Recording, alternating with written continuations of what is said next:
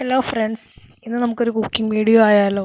എൻ്റെ കയ്യിൽ ക്യാമറ ഒന്നുമില്ല, മൊബൈൽ വെച്ചിട്ടാണ് ഞാനിതൊക്കെ റെക്കോർഡ് ചെയ്യുന്നത്. അപ്പോൾ ലിമിറ്റേഷൻസ് ഉണ്ടാവും, ക്ഷമിക്കുക, സഹകരിക്കുക. പിന്നെ നമ്മൾ ഉണ്ടാക്കാൻ പോകുന്നത് മുട്ടയും സബോളയും തക്കാളിയൊക്കെ ഇട്ടിട്ടുള്ള ഒരു വെറൈറ്റി സ്നാക്കാണ്. വെറൈറ്റി സ്നാക്ക് എന്ന് പറയാൻ പറ്റില്ല, നിങ്ങളൊക്കെ ഉണ്ടാക്കാറുണ്ടായിരിക്കും.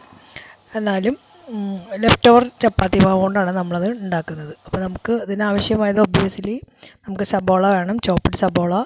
അതുപോലെ തന്നെ ഒരു 2-3 അല്ലി വെളുത്തുള്ളി, അതുപോലെ ഇഞ്ചി ഒക്കെ നല്ല പേസ്റ്റ് പോലെ ചതച്ചത്, ചപ്പാത്തി മാവ്, പിന്നെ തക്കാളി ചോപ്പ് ചെയ്തത്. ഇത്രയും സാധനങ്ങളാണ് നമുക്ക് വേണ്ടത്.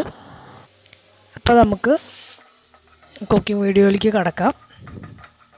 ആദ്യം നമ്മളൊരു പാൻ അടപ്പത്ത് വെച്ച് അതിൽ കുറച്ച് വെളിച്ചെണ്ണ ഒഴിച്ച് ഇഞ്ചി വെളുത്തുള്ളി പേസ്റ്റ് അല്ല, നന്നായി ചതച്ചത്, നമ്മളതൊന്ന് നന്നായി അതിൻ്റെ പച്ചമണം മാറുന്ന വരെ വഴറ്റുക. അതിനുശേഷം അതിലേക്ക് സബോള ഇട്ട് സബോള നന്നായി ഒരു പിങ്കി കളറാവുന്ന വരെ നമ്മൾ വഴറ്റിയെടുക്കുക.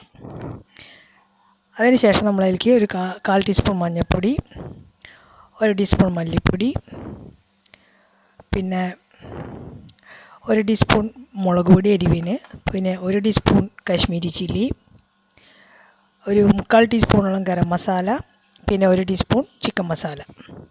ഇത്രയും ചേർത്ത് ഒരു 1/2 ടീസ്പൂൺ കുരുമുളക് പൊടിയും മുളക് പൊടിയൊക്കെ ഞാൻ ഇടുന്നത് എന്തുകൊണ്ടാണെന്ന് വെച്ചിട്ടുണ്ടെങ്കിൽ നമ്മളതിൽ പച്ചമുളക് ചേർക്കുന്നില്ല. കുട്ടികൾക്ക് പച്ചമുളകൊന്നും ഇഷ്ടമില്ല. നിങ്ങൾക്ക് വേണമെങ്കിൽ മല്ലിച്ചപ്പൊക്കെ ചേർക്കാം കേട്ടോ. അതൊന്നും ഞാൻ ചേർക്കുന്നില്ല, ഇവിടെ കുട്ടികൾക്ക് ഇഷ്ടമില്ലാത്തതുകൊണ്ട്. അത് നമ്മൾ നന്നായി പച്ചമണം മാറുന്നത് വരെ നന്നായി വഴറ്റുക. അതിൻ്റെ പച്ചമണം മാറി കഴിയുമ്പോൾ നമ്മൾ അതിലേക്ക് ചോപ്പ് ചെയ്ത് വെച്ചിരിക്കുന്ന തക്കാളി ഇട്ട് നന്നായി വഴറ്റി കുറച്ച് നേരം അടച്ചു വയ്ക്കുക. ആ തക്കാളിയിലേക്ക് ആ മസാലയും സാധനങ്ങളൊക്കെ പിടിച്ച് പിന്നെ തക്കാളി ഒന്ന് വെന്ത് വരണ വരെ. അതിൻ്റെ ഉള്ളിൽ നമ്മൾ പുഴുങ്ങി വെച്ച മുട്ട തൊണ്ട് കളഞ്ഞ് വെച്ചിട്ടുണ്ട് ഞാൻ. അത് ചെറുതായി ചോപ്പ് ചെയ്യുക. ഞാൻ ഒരു മുട്ട ഒരു 4 പീസായിട്ടാണ് ഇട്ടിട്ടുള്ളത്. നിങ്ങൾക്ക് വേണമെങ്കിൽ ചെറുതായി ചോപ്പ് ചെയ്യാം. എനിക്ക് മുട്ട ചെറുതായതുകൊണ്ട് ഞാൻ ഒരു 5-10 മുട്ടയോളം എടുത്തിട്ടുണ്ട്. നിങ്ങൾക്ക് വലിയ കോഴിമുട്ടയാണെങ്കിൽ ഒരു 4 മുട്ട എടുത്താൽ മതി. അപ്പോൾ നന്നായി നമ്മൾ അടച്ചു വെച്ചിട്ട് വഴറ്റിയല്ലോ, അത് ഇടയ്ക്ക് തുറന്ന് നോക്കണം കേട്ടോ, അല്ലെങ്കിൽ കരിഞ്ഞു പോകും. അത് തുറന്ന് നോക്കി നമ്മൾ അടച്ചതിന് ശേഷം ആ പുഴുങ്ങി വെച്ച നമ്മൾ കഷ്ണിച്ച് വെച്ച മുട്ട അതിലേക്ക് ഇട്ട് അതിന് ശേഷം നന്നായി ഇളക്കി നമ്മൾ യോജിപ്പിക്കുക. അത് ഒരു 2 മിനിറ്റ് അടച്ചു വയ്ക്കുക. മുട്ടയിലേക്ക് മസാലയൊക്കെ പിടിക്കുന്ന വരെ നമ്മളതൊന്ന് അടച്ചു വയ്ക്കുക. അതിന് ശേഷം തുറന്ന് ഉപ്പൊക്കെ ഇടണം കേട്ടോ. ഉപ്പൊക്കെ പാകത്തിന്, അവനവൻ്റെ പാകത്തിന് ഉപ്പൊക്കെ ഇട്ട് ടേസ്റ്റൊക്കെ നോക്കി ഉപ്പൊക്കെ ഇട്ട് നമ്മളത് മാറ്റി വയ്ക്കും. അതിന് ശേഷം നമ്മുടെ ചപ്പാത്തി മാവ് എടുത്ത് അത് ഓരോ ഉരുളകളെടുത്ത് പരത്തി നമ്മൾ അട ഉണ്ടാക്കുന്ന പോലെ 1 സൈഡിൽ ഈ മുട്ട മിശ്രിതം വെച്ച് മടക്കി നന്നായി ഒട്ടിച്ച് പാൻ ചൂടാക്കി അതിൽ ഓയിൽ തടവിയതിന് ശേഷം നമ്മൾ ഓരോന്നോരോന്നായിട്ട് ചെറിയ തീയിലിട്ട് ചുട്ടെടുക്കണം.